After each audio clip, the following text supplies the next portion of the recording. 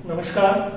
वृत्त सर्कल के इस पाठ के अंतर्गत हमारी अगली प्रमेय रहेगी, किसी वृत्त की एक जीवा के मध्य बिंदु को उसी वृत्त के केंद्र से मिलाने वाली रेखा जीवा पर लंब होती है। हमारी पिछली प्रमेय से यह उल्टी है, उसका यह विलोम है। एक बार फिर देखिए, किसी भी वृत्त की एक जीवा के मध्य बिंदु को उसी वृत्त के केंद्र से मिलाने वाली रेखा जीवा पर लंब होती है। यानी एक जीवा के किसी वृत्त की एक जीवा के मध्य बिंदु को, तो देखिए ये वृत्त की जीवा ए बी, उसका मध्य बिंदु पी। जीवा का मध्य बिंदु मतलब जब ये P मध्य बिंदु है तो AP और PB निश्चित रूप से बराबर होंगे। तो मध्य बिंदु P को उसी वृत्त के केंद्र से, इस P को उसी वृत्त के केंद्र से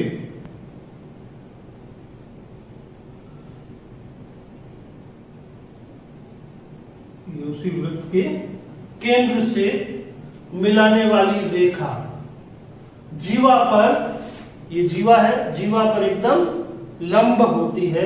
ये हमें प्रूव करना। लंब मतलब ये इस रेखा के साथ 90 डिग्री का कोण बना रही है।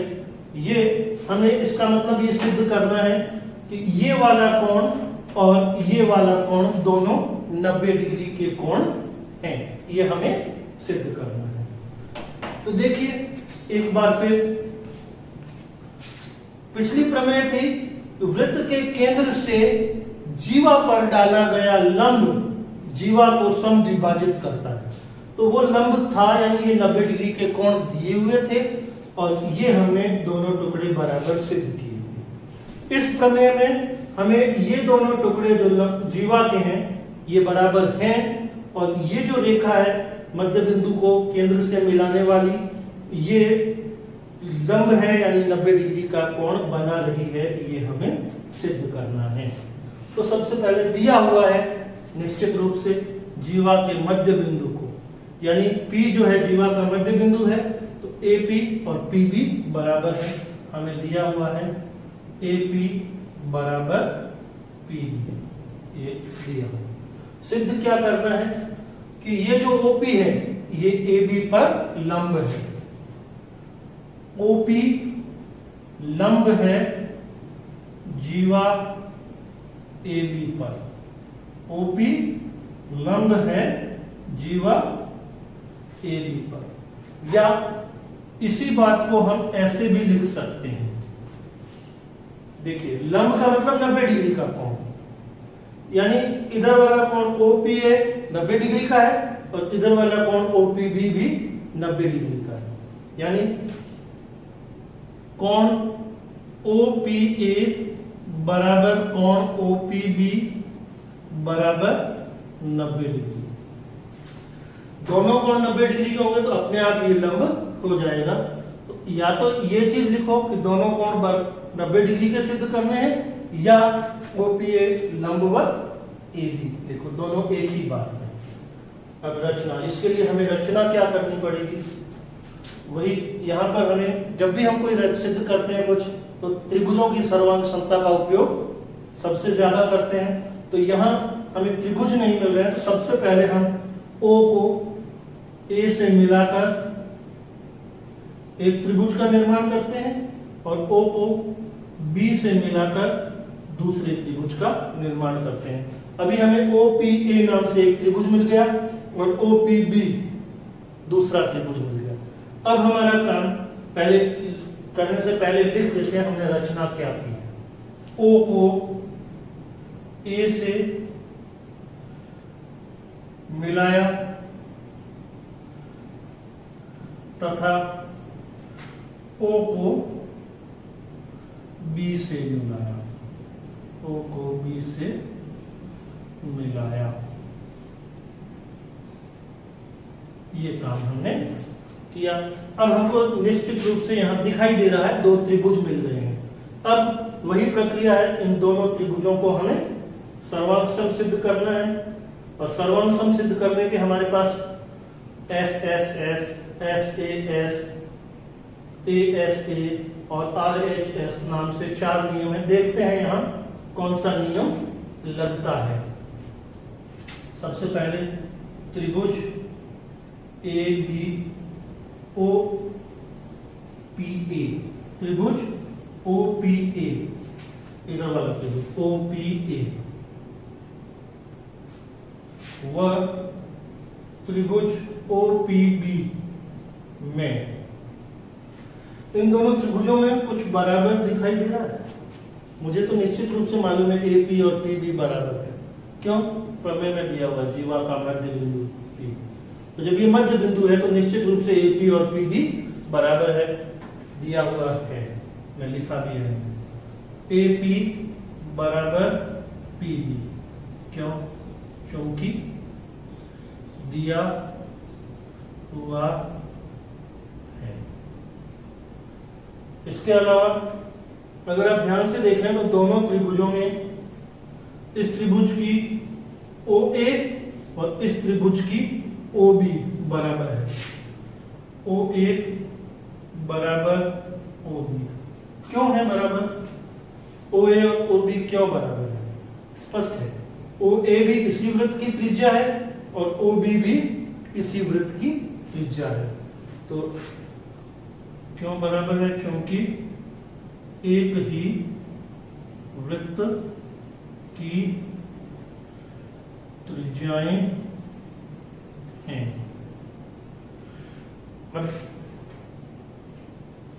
त्रिभुज ओपीए की ओपी और त्रिभुज ओपीबी की ओपी दोनों बराबर है, और यहां तो बिल्कुल मामला स्पष्ट है। वही ओपी है जो इस त्रिभुज में भी है और वही ओपी है जो इस त्रिभुज में भी है, तो उभयनिष्ठ भुजा है। क्योंकि उभयनिष्ठ भुजा है, कॉमन है। अब देखिए ये वाला भुजा इस भुजा के बराबर, ये भुजा इस भुजा के बराबर, और इस त्रिभुज की ये भुजा उस त्रिभुज की इस भुजा के बराबर। अतः एस एस एस नियम से, भुजा भुजा भुजा नियम बोलो या एस एस एस नियम बोलो, एक ही बात। अतः एस एस एस नियम से, एस एस एस नियम से क्या आएगा? त्रिभुज OPA, त्रिभुज OPA सर्वांग सम है त्रिभुज OPB के। ये इधर वाला त्रिभुज और ये इधर वाला त्रिभुज, दोनों त्रिभुज सर्वांग सम हो गए। जब दोनों त्रिभुज सर्वांग सम हो गए तो इसके सभी संगत अवयव, 6 संगत अवयव आपस में बराबर होंगे। तो सर्वांग सम त्रिभुजों के संगत अवयवों से हमें क्या प्राप्त होगा? OPA, कोण OPA, ये वाला कोण OPA, इस त्रिभुज का ये कोण OPA और इस त्रिभुज का OPB, ये कोण OPB, ये कोण और ये कोण दोनों बराबर है। कोण OPA बराबर कोण OPB, यानी ये कोण और ये कोण दोनों कोण बराबर आ गए। अब ये कोण और ये कोण बराबर तो आ गए, लेकिन दोनों कोण बराबर है ये तय है, लेकिन ये दोनों कोण 90 डिग्री के हैं, ये कैसे पता चले? ये अभी सिद्ध करना बाकी है। तो अभी हम लोग ये कोशिश करते हैं ये दोनों 90 डिग्री के कैसे पता लगा। उसके लिए अब ये दोनों बराबर है ये हमें मालूम है, कितने हैं ये मालूम नहीं है, तो हम इनको x डिग्री मानना। यहां पर हमने ये दोनों कोण बराबर है और किसके बराबर है? x डिग्री के। कितने डिग्री है पता नहीं। अब आगे का काम थोड़ा सा यहां कर लेते हैं। तो देखिए मुझे मालूम है कोण OPA प्लस कोण OPB बराबर 180 डिग्री। कोण OPA और कोण OPB मिलकर 180 डिग्री बनाते हैं। कैसे? ध्यान से देखिए, किसी भी रेखा के ऊपर जब कोई दूसरी रेखा आकर टिकती है तो जो दो कोण बनते हैं, इन दोनों कोणों को हम कहते हैं रेखीय युग्म के कोण, और रेखीय युग्म के कोणों का योग हमेशा 180 डिग्री होता है। एक रेखा के ऊपर जो कोण बनते हैं उन सभी का योग हमेशा 180 डिग्री होता है। और ये भी एक जीवा के ऊपर ही दूसरी रेखा आके टिकी है और ये दो कोण बन रहे हैं, तो निश्चित रूप से दोनों कोणों का योग 180 डिग्री होगा। क्यों 180 डिग्री?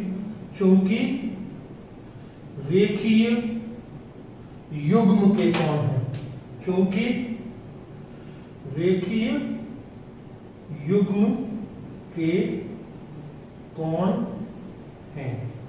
ठीक है।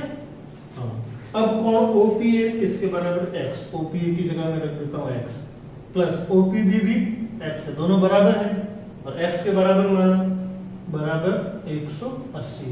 x प्लस x 2x बराबर 180 डिग्री।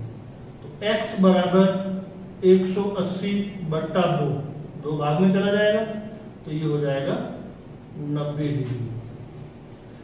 x का मान जो हमने इन दोनों कोणों को बराबर लिया था, उसी का मान हमने x लिया था, यानी दोनों ही कोण 90 डिग्री के बराबर हो गए। या हम इसको कह सकते हैं कोण OPA बराबर कोण OPB बराबर 90 डिग्री। या इसी बात को हम कह सकते हैं OP लंबवत जीवा, OP लंबवत जीवा AB के। तो हमने देखा एक जीवा के मध्य बिंदु से, ये मध्य बिंदु है, मध्य बिंदु को वृत्त के केंद्र से मिलाने पर जो ये कोण बनता है, ये हमेशा 90 डिग्री का कोण बनता है। तो ये रेखा हमेशा जीवा पर लंब होती है। तो सबसे पहले P मध्य बिंदु को O से मिलाया, फिर ये दोनों रेखाओं की रचना करके हमने दो त्रिभुज बनाए।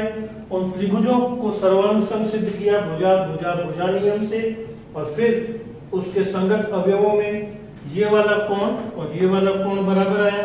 और ये दोनों कोण बराबर आने के बाद, बराबर तो आ गए लेकिन 90 डिग्री के हैं, इसको ज्ञात करने के लिए हमने पहले इनको x मान लिया, और x मानने के बाद ये दोनों रेखीय युग्म के कोण थे, इसलिए हमने दोनों का योग 180 डिग्री लिखा। और 180 डिग्री लिखने के बाद हमें दोनों ही कोण 90 डिग्री के मालूम पड़ गए। जब दोनों ही कोण 90 डिग्री के हैं तो निश्चित रूप से OP जो AB पर गिरी है वो 90 डिग्री पर गिरी है, या OP जो है वो AB के लंबवत है। तो इस प्रमेय को आप लोग अपने दिमाग में पूरी तरह से सेट करें, और इसका प्रूफ भी सिद्ध करना भी परीक्षाओं में कई बार आता है। तो प्रूफ भी अच्छे तरीके से याद करने की कोशिश करें, समझने की कोशिश करें, और प्रमेय को भी दिमाग में सेट करें। बहुत सारे प्रश्न इस प्रमेय पर आधारित हमें मिल सकते हैं, तो दिमाग में इस प्रमेय को हमेशा रखें। धन्यवाद।